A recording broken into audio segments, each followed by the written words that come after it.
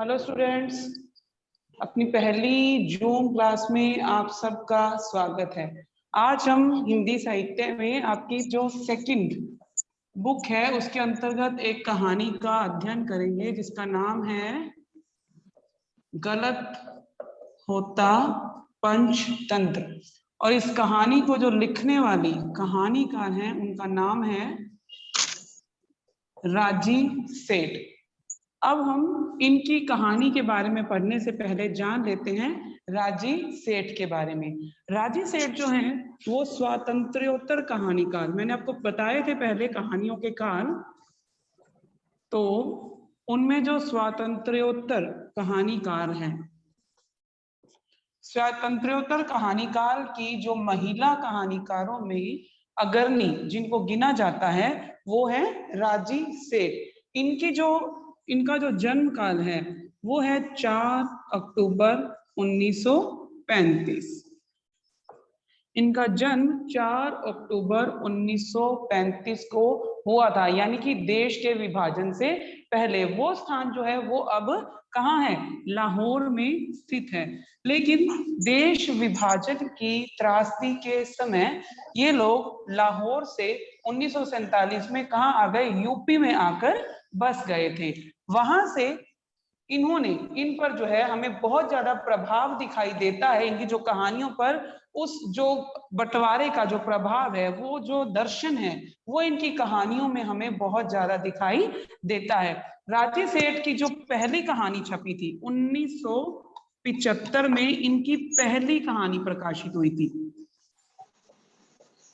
पहली कहानी प्रकाशित हुई थी अज्ञेय द्वारा संपादित, अज्ञेय सच्चिदानंद हीरानंद वात्स्यायन अज्ञेय, इनके द्वारा संपादित एक पत्रिका थी नया प्रतीक।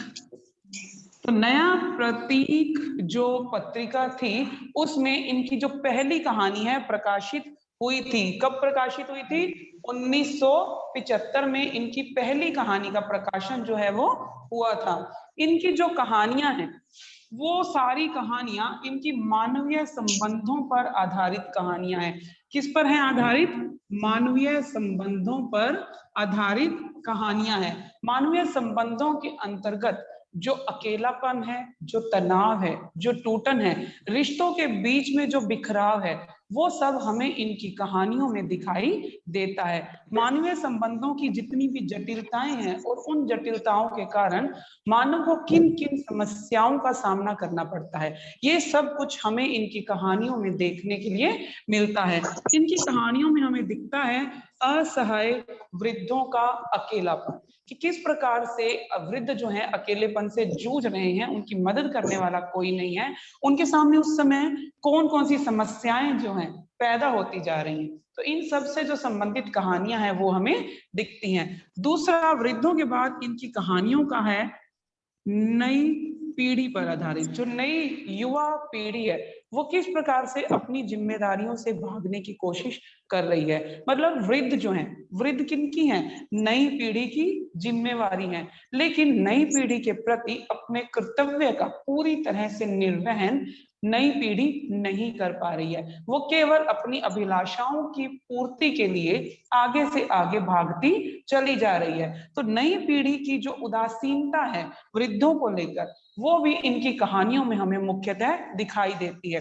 तीसरा जो मुख्य स्वर इन्होंने अपनी कहानियों में उठाया है वो है एक स्त्री की अभिलाषाओं का, एक स्त्री की कामनाओं का, कि एक स्त्री के गहरे अंतर्मन में किन किन जो अभिलाषाएं हैं वो दबी हुई हैं, क्या वो प्राप्त करना चाहती है और अपनी जिम्मेदारियों के कारण वो कैसे उन सब चीजों को प्राप्त नहीं कर पा रही है। तो स्त्री के अंतर्मन के अंतर्गत झांकने की जो एक कोशिश है वो भी राजी सेठ द्वारा की गई है। इसके अलावा इनकी कहानियों में हमें आधुनिक जीवन शैली, अभी जो नई पीढ़ी है किस प्रकार की जीवन शैली जो अपना रही है, आधुनिक है, तो आधुनिक जीवन शैली का संपूर्ण प्रभाव जो एक मानव मन पर, वृद्ध पर, स्त्रियों पर, युवाओं पर, जो भी आधुनिक समय का प्रभाव जो पड़ता जा रहा है, उसे राजी सेठ ने अपनी कहानियों के द्वारा हमारे सामने पूरी तरह से प्रदर्शित करने की कोशिश की है।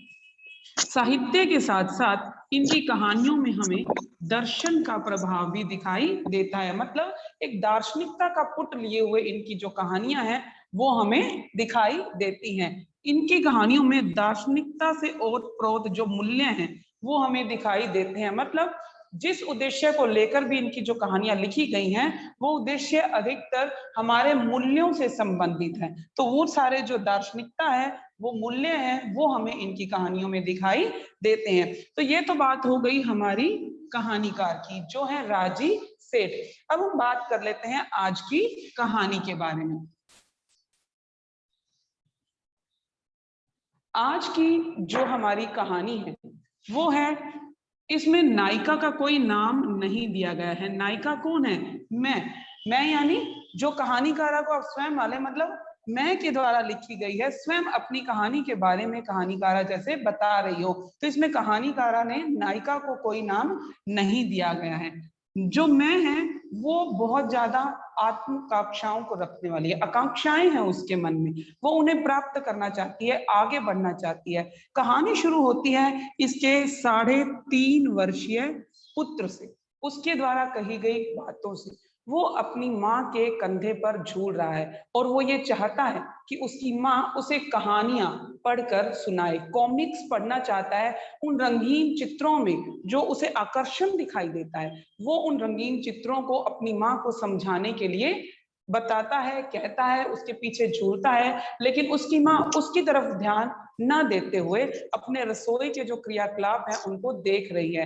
वो ये देख रही है कि अभी तक उसकी रसोई में कितना काम पड़ा है। अभी कपड़े धोने पड़े हैं, बर्तन मांजने पड़े हैं, इसके अलावा उसे खाना बनाना है, प्रेस करनी है। मतलब ये सारे जो घर के काम हैं वो अपने पुत्र को इग्नोर करते हुए, साइड पे करते हुए, उन सारे कामों की तरफ उसका ध्यान ज्यादा है, क्योंकि वो उन सारे कार्यों को खत्म करने के बाद अपनी किताबों की दुनिया में खो जाना चाहती है। वो अपने भविष्य में उन सारे किताबों के द्वारा उन संसार का ज्ञान प्राप्त करना चाहती है और कुछ बनना चाहती है। लेकिन इस बीच वो अपने छोटे से 3.5 वर्ष का जो पुत्र है उसे क्या कर रही है? उसे इग्नोर कर रही है, उसे अनदेखा कर रही है। उसका पुत्र जो है उसके पीछे पीछे घूम रहा है। वो रसोई में जाती है, गैस जलाने की कोशिश करती है, उसका जो स्टोव है वो जल नहीं पाता है। तो उसकी जो गंध है जैसे उसके दिमाग को उद्वेलित कर रही है, परेशान कर रही है। वो और ज्यादा चिड़चिड़ी हो जाती है कि अब किसी ना किसी तरह से मुझे खाना तो बनाना ही पड़ेगा। वो इन सारे कामों को निपटा कर अपनी महत्वाकांक्षाओं की पूर्ति में लग जाना चाहती है। इसी कारण उसने अपने पति, जिसका क्या नाम है, अजीत, अजीत को उसने बहुत बार कहा है कि वो उसके लिए कोई सहायक अथवा सहायिका का बंदोबस्त कर दे। लेकिन अजीत ये कहता है कि इन 2 कमरों के मकान में हम सहायक या सहायिका को कहाँ रखेंगे। तब उसकी पत्नी ये कहती है कि कम से कम बर्तन सफाई या बर्तन कपड़े इत्यादि के लिए किसी सहायक को रख दिया जाए। तो अजीत उससे ये पूछता है कि क्या इसकी अति आवश्यकता है। तो इसका जो जवाब है वो कहानीकारा नहीं दे रही है, क्योंकि वो मन ही मन सोचती है कि अजीत को इस बात का जवाब देने का कोई भी आशय नहीं है, क्योंकि अजीत की तनख्वाह इतनी नहीं है कि वो सहायिकाओं का बोझ भी उठा सके, क्योंकि उसकी जेब में पहले से ही उसके पिता का पत्र दिखाई दे रहा है जिन्होंने उससे कुछ सहयोग के बारे में कहा है। लेकिन अजीत की इतनी ज्यादा तनख्वाह नहीं है कि वो सब तरफ के खर्चों को वहन कर सके। इस कारण से अजीत उसे सहायिका नहीं रखवा सकता है, यह वह अफोर्ड नहीं कर सकता है, मतलब उसके बस में नहीं है कि वो एक सहायिका उसे रख के दे। यही जो झुंझलाहट है काम ना निबट पाने की, ये सारी झुंझलाहट उसकी निकलती है अपने 3.5 वर्षीय पुत्र के ऊपर। वो चाहती है कि उसका जो पुत्र है वो स्वयं ही पढ़े, स्वयं ही खेले, स्वयं ही खाए, अर्थात किसी ना किसी रूप में वो अपने पुत्र को क्या चाहती है, आत्मनिर्भर बनाना चाहती है। लेकिन वो यह नहीं समझ पा रही है कि इतना छोटा पुत्र जो है केवल 3.5 वर्ष का, वो किस प्रकार से आत्मनिर्भर हो सकता है। यही सब सोचते हुए वो बर्तन मांजने के लिए चल पड़ती है। पीछे उसके पुत्र ने उसकी साड़ी का पल्लू पकड़ा हुआ है। अचानक चलने की वजह से उसका पुत्र जो है वो क्या हो जाता है, वो लड़खड़ा जाता है। लेकिन फिर भी वो अपने पुत्र की तरफ बिल्कुल भी ध्यान नहीं देती है। वो जब बर्तन मांजने के लिए नीचे बैठती है तो उसका पुत्र जो है पीछे से आकर उसके गले में बाहें डालकर झूल जाता है और यह उसकी मतलब आंखों के आगे अपनी कॉमिक्स को करते हुए उसे बार बार उसे पढ़कर सुनाने का आग्रह करता है। वह बहुत बार इसे अनदेखा करने की कोशिश कर रही है लेकिन पुत्र जो है वो नहीं मान रहा है। उसे एकदम से पीछे को धकियाते हुए वो उसे खुद से पढ़ने के लिए बोल देती कि जाओ वहां पर जाकर पेड़ी पर बैठकर इसे पढ़ लो। लेकिन उसका पुत्र जिद कर रहा है कि नहीं, तुम ही इसे पढ़कर सुनाओ। ऐसी जिद करते हुए जब वो उसे बार बार परेशान करता है तो माता अपने पुत्र को कोहनी से धक्का दे देती है। इसकी वजह से उसका पुत्र जो है वो रोने लग जाता है, चिल्लाने लग जाता है। उसकी माँ उसे डांट कर चुप करवाती है लेकिन पुत्र चुप होने की बजाय और तेज रोने लग जाता है। तब माता क्या करती है, राग से सने हुए हाथों को धोकर आती है, उठती है। अब आप ये मत सोचिएगा कि वो उसको पुचकारती है, नहीं, वो आकर उसके चांटा लगा देती है कि चांटा लगा देने से उसका पुत्र जो है चुप हो जाएगा। वो अपनी झुंझलाहट चांटे के रूप में अपने पुत्र पर उतार देती है लेकिन उसका पुत्र क्या है, चुप होने की बजाय और तेज तेज रोना शुरू हो जाता है। तब वह अपने पुत्र को डांटती हुई जब दूसरे कमरे में जाने लगती है तो उसका पुत्र पैर पटकते हुए चिल्लाता है, बहुत जोर से रोता है। तब वह पलट कर देखती है। उस पलट कर देखने में जब वह अपने पुत्र की तरफ ध्यान देती है तब उसे अपने पुत्र के प्रति जो है थोड़ी सहानुभूति उसके मन में आ जाती है। उस समय वह अपने पुत्र को देखती है कि किस प्रकार उसके जो गाल हैं वो लाल हुए पड़े हैं, उसकी आंखों में से आंसू जो है बह रहे हैं, उसके मुख पर उसके निशान छप गए हैं।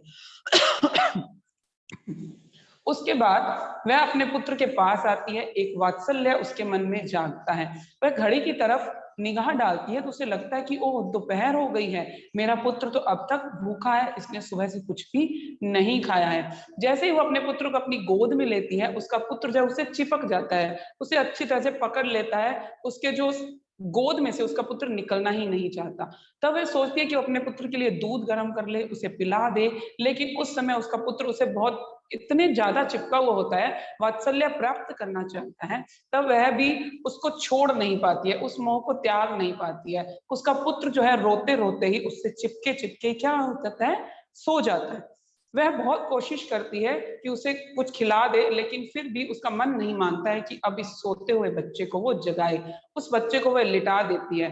तब वह उसे लेटा हुआ, वहां पर जो लेटा हुआ उसका बच्चा है वो उसे बहुत ही मासूम सा लगता है, बहुत ही प्यारा सा लगता है। कुछ दिनों के लिए उनका ये जो आपसी स्नेह है वो बना रहता है। बच्चा अपनी कॉमिक्स को भूल जाता है, माता अपनी किताबों को भूल जाती है। 2-3 दिन तक वो अच्छा समय जो है माँ पुत्र के रूप में अच्छा समय व्यतीत करते हैं। माँ उसे खिलाती है, उसे पिलाती है, उसके साथ खेलती है, समय व्यतीत करती है। लेकिन जैसे ही कुछ समय बीता, कुछ दिनों के पश्चात फिर से उसके मन की जो दबी हुई इच्छाएं हैं वो उसके सामने आने लग जाती हैं। वो फिर से अपनी उसी किताबी दुनिया में खोने लग जाती है। हालांकि उसका पति जो अजीत है उसे कई बार कह भी चुका है कि तुम वर्तमान की अपेक्षा भविष्य में जीती। यह बातें जो हैं वो माता सुन लेती है लेकिन उस पर उसका कोई प्रभाव नहीं पड़ता है। पुत्र जो है वो धीरे धीरे बड़ा हो रहा है। वह अपने पुत्र की तरफ बिल्कुल भी ध्यान जो है नहीं रखती है, अपितु वह कोशिश करती है कि किसी भी तरह जो उसका पुत्र क्या हो, उसका पुत्र आत्मनिर्भर बनता जाए।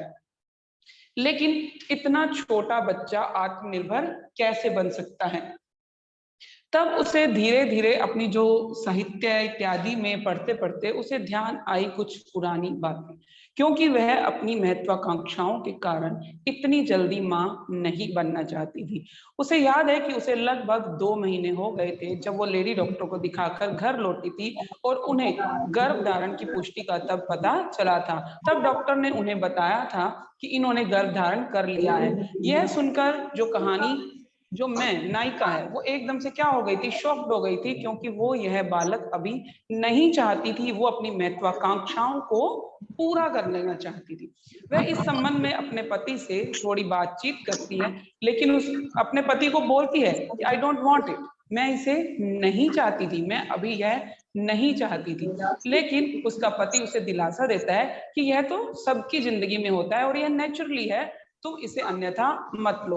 अब उसे अपने पति की तरफ से कोई रेस्पॉन्स अच्छा नहीं मिल पाता है, तो इस कारण वो क्या करती है, उसकी एक मित्र है, कॉलेज के समय की एक मित्र है जिसका नाम है कुसुम।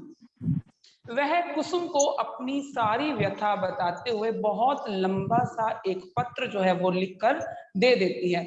उसे ऐसा लगता है कि कुसुम जो है वो उसके मनोभावों को अवश्य ही समझेगी, क्योंकि अपने समय में जो कुसुम है वो क्या बनना चाहती थी, वो एक चित्रकार बनना चाहती थी।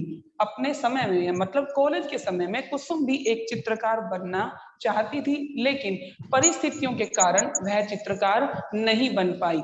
तो उसे लगता है, नायिका को ये लगता है कि उसकी मित्र कुसुम जो है उसकी परिस्थितियों को अवश्य ही समझेगी, क्योंकि उसकी भी जो महत्वाकांक्षाएं हैं वो कहीं ना कहीं दब गई थी। तो अब वह उसकी आकांक्षाओं को दबने नहीं देगी। लेकिन जो वो चाह रही थी ऐसा कोई भी जवाब उसे कुसुम की तरफ से प्राप्त नहीं होता है। कुसुम उसे कहती है कि तुम जहां खड़ी हो, क्या तुम सारी उम्र वहीं खड़ी रहोगी और आगे चलने से क्या हमेशा ही इनकार करती रहोगी? तो ये जो तुम्हारा रवैया है वो कैसा रवैया है, वो अपरिपक्व रवैया है, तुम्हें इसे त्यागना होगा, क्योंकि ये जो जिंदगी है वो परत दर पर क्या है, बढ़ती चली जा रही है, तुम्हें इसे स्वीकार करना होगा। लेकिन उसका ये जो जवाब है वो नायिका को पसंद नहीं आता है। वो उस जवाब के अनुरूप, उसका जो इच्छा है उसके अनुरूप नहीं होता है, क्योंकि वो क्या चाह रही थी, वो गर्भ गिराना चाहती थी, लेकिन ना तो उसके पति ने ना तो उसके मित्र ने इसमें उसका सहयोग दिया, तो उसने किसी से भी कुछ भी कहना छोड़ दिया। और पूरे समय के पश्चात जन्म हुआ उसके 3.5 वर्षीय पुत्र सोनू का, उसका नाम है सोनू। लेकिन अपनी महत्वाकांक्षाओं के कारण, अपने आगे बढ़ने की इच्छाओं के कारण, कुछ बनने की इच्छा के कारण उसने अपने 3.5 वर्षीय पुत्र को, या मतलब जन्म के बाद से ही आप गिन सकते हैं, उसका पुत्र किशोर हुआ, युवा हुआ, लेकिन अपने पुत्र की तरफ उसने बिल्कुल भी ध्यान नहीं दिया। जो एक माता पिता की जिम्मेवारियां होती हैं अपने बच्चों के प्रति, उनका जो उत्तरदायित्व होता है, उसे इसकी मां ने पूरी तरह से ध्यान नहीं दिया, अर्थात अपने उत्तरदायित्व का वहन नहीं किया। इसी कारण जो सोनू है, जब वो धीरे धीरे बड़ा हुआ, वो किशोर हुआ, वो युवा भी हो गया, लेकिन हमें कहानी के अंत में ये पता चलता है कि वो जैसा अपने बेटे को बनाना चाहती थी, कैसा, आत्मनिर्भर, वो बिल्कुल ही आत्मनिर्भर हो गया। उसका कोई भी आत्मिक जुड़ाव वो है अपनी मां से नहीं था, वो अपनी मां से बिल्कुल भी जुड़ा हुआ नहीं था। अब जिस प्रकार से बचपन में सोनू चाहता था कि उसकी मां उसकी तरफ ध्यान दे, उसे देखे, उसका काम करे, उसकी बातें सुने, अब इस समय वो क्या हो गया, सेम वही सिचुएशन हो गई है। अब मां चाहती है कि उसका बेटा उसकी तरफ ध्यान दे, क्योंकि अब वो जो महत्वाकांक्षाएं थी वो कहीं ना कहीं खत्म हो चुकी हैं, वो उन समय को उसे प्राप्त नहीं कर पाई है। अब वो अपने पुत्र का ध्यान चाहती है, वो चाहती है कि उसका पुत्र उसे देखे, उसकी बातें सुने, उसे अपने मन की बातें बताए। लेकिन अब क्या हो चुका है, अब वो सारा समय निकल चुका है। अब उसकी मां चाहती है कि इसे पूरे वापस लाया जाए, लेकिन अब यह किसी भी तरह से पॉसिबल नहीं है। उसके पुत्र को दिखाया गया है किशोरावस्था में, जब उसका पुत्र घर पर वापस आता है, अपने पिता के जूतों को पहनकर देखता है, तो उसके पिता के जूते उसके पैरों में अच्छे पूरे होते हैं, वो खुश होता है, उल्लासित होता है, लेकिन अपने इस उल्लास को वो अपनी सामने खड़ी मां से भी बांटना उचित नहीं समझता है। वो अपनी मां से कुछ भी नहीं बांटना चाहता है। तत्पश्चात वो अपनी माँ को बोलता है कि अब मैं जा रहा हूँ, आप लोग खाना खा लेना। तो उसकी माँ पूछती है कि क्या तुम कहीं बाहर जा रही हो? पुत्र बताता है कि मैंने आपको परसों बताया था कि मेरी पिकनिक है, मैं वहां पर जाऊंगा। उसकी माँ द्वारा कि क्या पैसे इत्यादि या किट का इंतजाम, सामान का इंतजाम, तो वो बोलता है कि पैसे इत्यादि की व्यवस्था उसके पापा ने कर दी है, और किट उसका मित्र अजय, उसके मित्र का नाम है अजय, अजय ये सारा सामान ले आएगा। और इतना कहकर बिना अपनी माँ की कोई भी बात सुने वो उस घर से चला जाता है। अब जो उसकी माँ है वो ये याद करती है कि किस तरह से जो अजय से जुड़ा हुआ है सोनू, वो 2-2 दिन तक अजय के साथ उसी के हॉस्टल में रुक जाता है। अपने माता पिता के प्रति किसी भी उत्तरदायित्व को वो वहन नहीं करता है, क्योंकि बचपन में उसके प्रति किसी ने भी कोई उत्तरदायित्व वहन नहीं किया था। केवल जरूरत की जो आवश्यकता पूरी करने वाली चीजों के अलावा उसे कोई भी प्यार, स्नेह इत्यादि प्राप्त नहीं हुआ था। तो जिस प्रकार से इन्होंने शुरू में अपने पुत्र के प्रति भावना रखी थी, वही भावना इसमें अंत में रह गई थी। अब अंत में नायिका क्या चाहती है? अंत में नायिका ये चाहती है कि उसका पुत्र उसकी तरफ ध्यान दे, क्योंकि अंत समय में अजीत भी उसको छोड़कर जा चुका है। अब नायिका यह सोच रही है कि अब अंत के समय में ना तो मेरे पास सोनू है, ना मेरे पास अजीत है, मेरे पास अपनी महत्वाकांक्षाओं को पूरा करने के लिए बहुत समय है। लेकिन अब क्या हो गया? अब वो सारी आकांक्षाएं भी खत्म हो चुकी हैं। जो उसे अपने समय पर करना चाहिए था वो कार्य उसने नहीं किया है। अति महत्वाकांक्षाओं के कारण उसने अपने पुत्र को, अपने पति को उस सारे सुख से, उस सारे स्नेह से वंचित कर दिया है। और अंत में यही सब सोचते हुए नायिका अकेली ही रह जाती है। तो यह है हमारी कहानी गलत होता पंचतंत्र।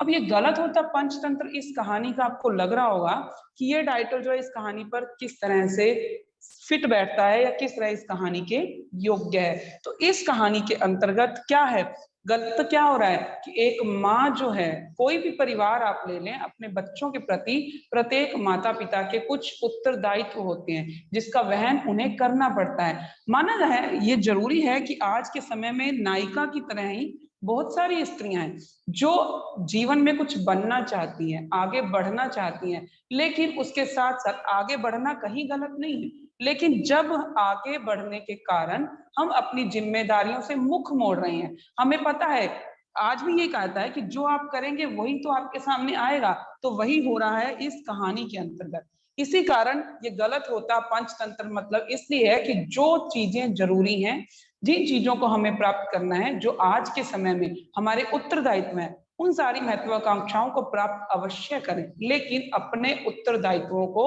पूरा निभाते हुए। तो इस प्रकार से जो आपकी गलत होता पंचतंत्र का जो शीर्षक है वो इस पर स्थित है।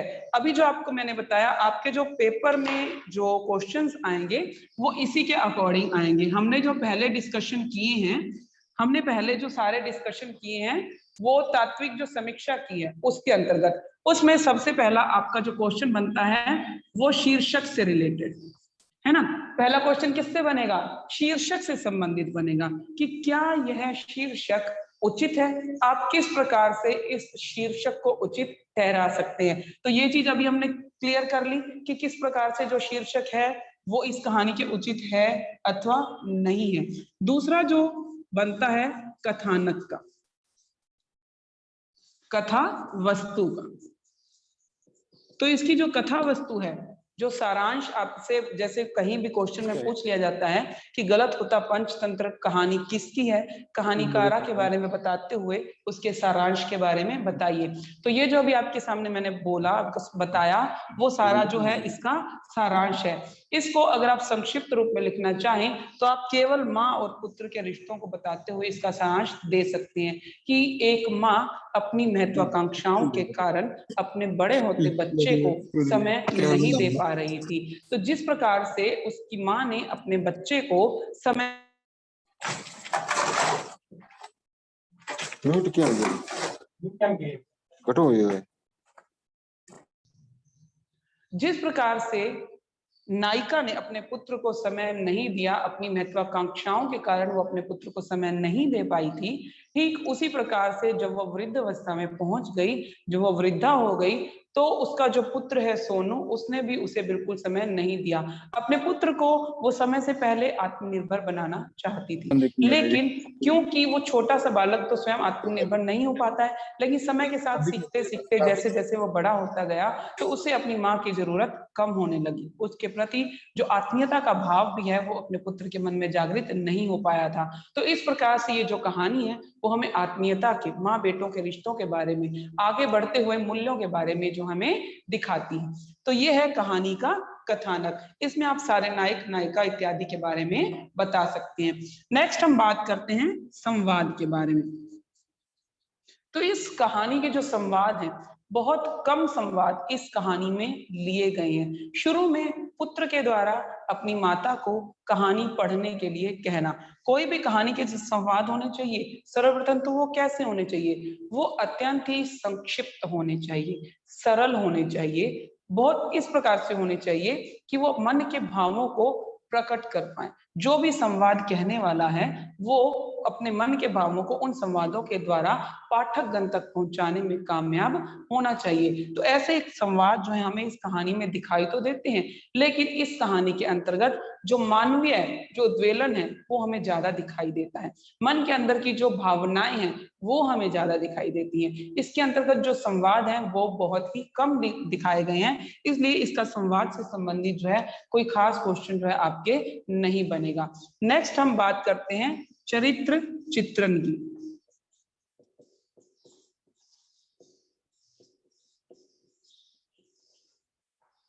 चरित्र चित्रण, तो चरित्र चित्रण के अंतर्गत हमें किसका चरित्र चित्रण करना पड़ेगा, नायिका का। नायिका इसलिए क्योंकि इसका कोई जो नाम है वो हमें दिखाई नहीं देता है। नायिका कैसी है, नायिका महत्वाकांक्षी है, वो आगे बढ़ना चाहती है, अपने जीवन की ऊंचाइयों को छूना चाहती है, इसी कारण वो समय मिलते ही पुस्तकें लेकर बैठ जाती है। वो पूरे संसार के बारे में जान लेना चाहती है। जब वो पुस्तकें लेकर बैठती है तो उसे अत्यंत ही खुशी का अनुभव होता है। उसे ऐसा लगता है कि ये जो पूरा संसार है एक खुली किताब के रूप में उसके समक्ष उपस्थित हो गया है। तो अपने जीवन में कुछ पाना चाहती है, इसी कारण वो फटाफट से घर के काम निपटाती है और बुक्स लेकर बैठ जाती है। अत्यंत प्राप्ति, अत्यंत उच्च स्तर पर अपने जीवन में जाना चाहती है। इस कारण से जो नायिका कैसी है, वो अत्यंत ही महत्वाकांक्षी स्त्री है। दूसरी है उत्तरदायित्व का क्या है, अभाव है। उत्तरदायित्व का अभाव, कहानीकारा जो है उससे उत्तरदायित्व का अभाव दिखाई देता है। अपने जो पुत्र के प्रति उसके जो उत्तरदायित्व है, एक माँ का अपने बालकों के प्रति जो उत्तरदायित्व होता है, उसे खिलाना पिलाना नहलाना सुलाना, जो भी उत्तरदायित्व एक माँ के अपने पुत्र के प्रति होते हैं, अपने बच्चों के प्रति जो उत्तरदायित्व होते हैं, यह जो माँ है, जो नायिका है, उन उत्तरदायित्वों को पूरा करने में सक्षम नहीं हो पाई है। वो किसी भी रूप में अपने उन उत्तरदायित्वों को स्वीकार नहीं कर पाती है और अपने उत्तरदायित्वों पर खरी नहीं उतरती है। और अंत में हमें दिखाई देता है क्या, असहाय। कहानी के अंत में जो नायिका है वो हमें एक असहाय वृद्धा के रूप में दिखाई देती है, जो कि अपने पुत्र से स्नेह की अभिलाषा रखती है, लेकिन उसका पुत्र केवल अपनी जिम्मेवारियों को पूरा करता है, लेकिन उसके प्रति कोई भी जो प्रेम है वो नहीं दर्शाता है, कोई उल्लास, अपनी खुशी इत्यादि को अपनी माँ के साथ बांटना उचित नहीं देता है। तो इस प्रकार से जो असहाय वृद्धा है वो अंत समय में क्या हो रही है, अकेलेपन से जूझ रही है। तो हमें अंत में जो ये वृद्धा है वो अकेलेपन से जूझती हुई प्रतीत होती है। इस प्रकार से कुछ मुख्य बिंदु ये हैं। आप इसमें छोटे छोटे अनेक पॉइंट जो चाहें तो ऐड कर सकते हैं, लेकिन मुख्य रूप से महत्वाकांक्षी, उत्तरदायित्व और असहाय, इसके तीन ही मुख्य गुण जो हैं हमें सामने हमारी कहानी में दिखाई देते हैं। इसके अलावा अजीत का, कुसुम का, इन सब का जो ज्यादा चरित्र चित्रण है वो आपकी कहानी में नहीं दिया गया है। अजीत के मामले में केवल इतना ही बताया जा सकता है कि अजीत क्या है, अजीत एक काम करता है, कहीं नौकरी करने वाला इंसान है, जो कि किसी भी तरह से अपने परिवार को पालने की कोशिश कर रहा है। वो जितना कमाता है उसमें मुश्किल से अपने परिवार की जो पूर्ति कर पाता है, और एक पिता के रूप में उसकी भूमिका को इस कहानी में नहीं दिखाया गया है। ये पूरी कहानी माँ और पुत्र के रिश्तों पर आधारित कहानी है। अजीत के अलावा जो अन्य पात्र हमें दिखाया गया है वो है कुसुम। कुसुम कहानी की कैसी पात्र है, कुसुम इसकी नायिका की मित्र के रूप में दिखाई गई है, लेकिन बहुत ज्यादा चरित्र चित्रण जो है कुसुम का भी नहीं किया गया है। कुसुम केवल अपने, ये बताया गया कि कुसुम अपने जीवन काल में जब वो कॉलेज के समय में थी तो वो एक चित्रकार बनना चाहती थी, लेकिन नायिका की तरह ही वो भी पारिवारिक जिम्मेवारियों के कारण चित्रकार नहीं बन पाई। लेकिन उसने अपनी दोस्त को जो समझाया उससे यह पता चलता है कि यह स्पष्ट रूप से उत्तरदायित्व को वहन करने वाली स्त्री है। ये अपनी पारिवारिक जिम्मेवारियों को अच्छे से समझती है, उनको निभाना अपनी महत्वाकांक्षाओं से ज्यादा जरूरी समझती है। इसी कारण इसने नायिका को क्या बोला, अपरिपक्व कहा था, क्योंकि नायिका अपने जिम्मेवारियों से भागने की कोशिश कर रही है। ये उत्तरदायित्व के अभाव के अंतर्गत ही आप इसे ले सकते हैं कि ये जो नायिका है वो क्या है, वो जिम्मेदारियों से भागना चाहती है, लेकिन कुसुम जिम्मेदारियों को निभाने वाली स्त्री के रूप में हमारे सामने दिखाई गई है। नेक्स्ट जो हम बात करते हैं वो है सोनू, जिस पर आधारित यह कहानी है, नायिका पर तथा सोनू पर आधारित कहानी। सोनू अब कौन है? सोनू एक 3.5 वर्षीय बालक के रूप में इस कहानी में प्रवेश पाता है। सोनू नायिका का पुत्र है जो कि अपनी माता से स्नेह की आकांक्षा रखता है, लेकिन सोनू को कहीं पर भी नायिका से स्नेह प्राप्त नहीं होता है, अपितु उसकी माँ चाहती है कि वो आत्मनिर्भर बन जाए। छोटे से बालक से वो ये उम्मीद करती है कि वो अपने जो सारे काम हैं वो स्वयं ही करता रहे। इसी कारण सोनू अपनी माँ के अनुत्तरदायित्व के कारण, उत्तरदायित्वों का वहन न करने के कारण कैसा बालक बन गया है, वो खुद में ही रहने वाला बालक बन गया है। वो जीवन में कोई भी जो स्नेह है, कोई भी उत्साह है, वो किसी के साथ बांटना उचित नहीं चाहता है। वो अपनी माँ के सिखाए अनुसार, जैसा कि उसकी माँ उसके बचपन में चाहती थी, अब वो बिल्कुल वैसा ही एक आत्मनिर्भर बच्चा बन गया है जो अपने किसी भी मन के भाव को दूसरों के सामने व्यक्त करना आवश्यक नहीं समझता है। तो ये तो हो गया इस कहानी का चरित्र चित्रण। नेक्स्ट हम बात कर लेते हैं इसके देश काल और वातावरण के बारे में। तो इसका जो वातावरण है, इसकी जो पृष्ठभूमि है वो कैसी दिखाई गई है?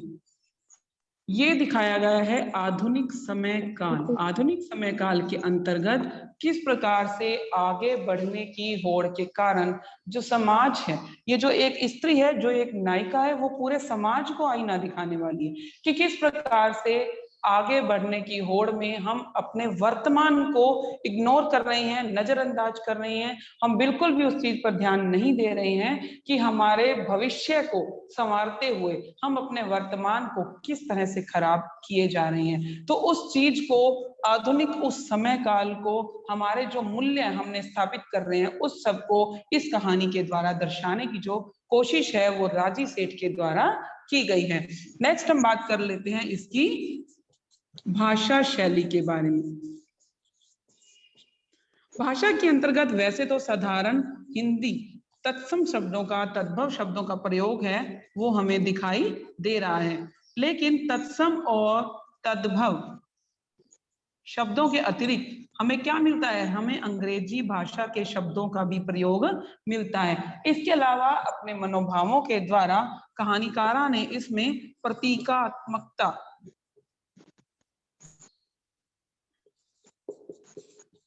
प्रतीकात्मकता हमें दिखाई देती है। तो ये जो है इसकी भाषा के कुछ गुण हैं कि इसमें हिंदी में दिखाई देता है, तत्सम तद्भव शब्दों का प्रयोग हमें मिलता है। तत्पश्चात कुछ जगह पर अंग्रेजी के शब्दों का प्रयोग भी इस कहानी में किया गया है। साथ ही साथ इस कहानी में विभिन्न प्रतीकों के माध्यम से, विभिन्न बातों के माध्यम से जो अपने मनोभावों को व्यक्त करने की जो एक कोशिश है वो दिखाई देती है।